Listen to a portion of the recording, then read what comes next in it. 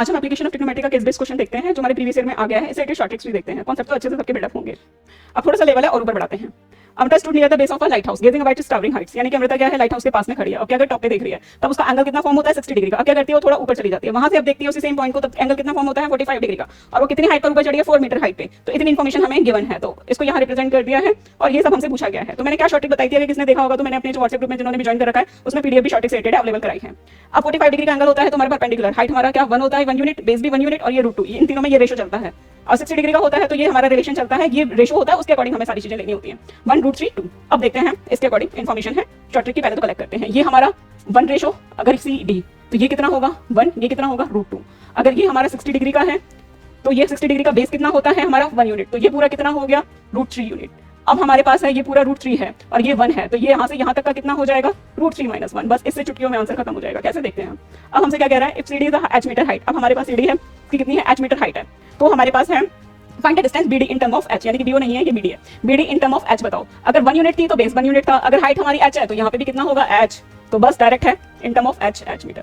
Find the distance between BC in term of h, यानी कि क्या रिलेशन चलता था 1 1, यानी कि 1 यूनिट होती थी, ये भी 1 होती थी, तो हमारा BC कितना होता था √2। शॉर्ट ट्रिक में मैंने बताया यहाँ h है तो यहाँ h है, तो ये इन टर्म ऑफ h ये कितना होगा √2h, बस यहाँ से हमारा √2h मीटर खत्म।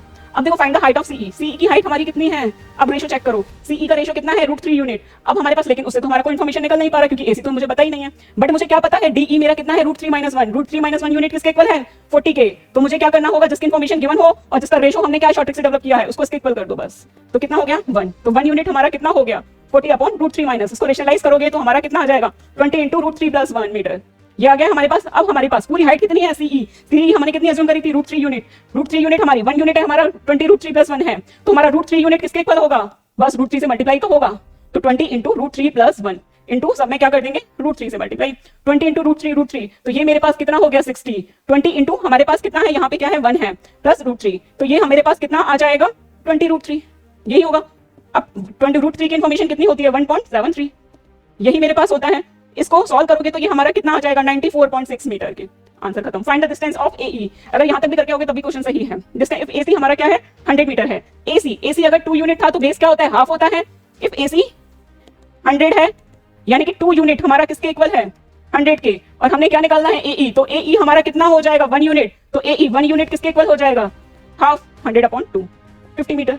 तो डायरेक्ट हमारा क्या हो गया आंसर, बिना साइन कॉस टाइम लगाए हमारा क्या हो जाएगा, इससे शॉर्ट ट्रिक से आ जाएगा। इससे रिलेटेड किसी को भी PDF की रिक्वायरमेंट है तो हमारा व्हाट्सएप ग्रुप ज्वाइन कर सकते हैं जो ऑलरेडी डिस्क्रिप्शन में मेंशन है।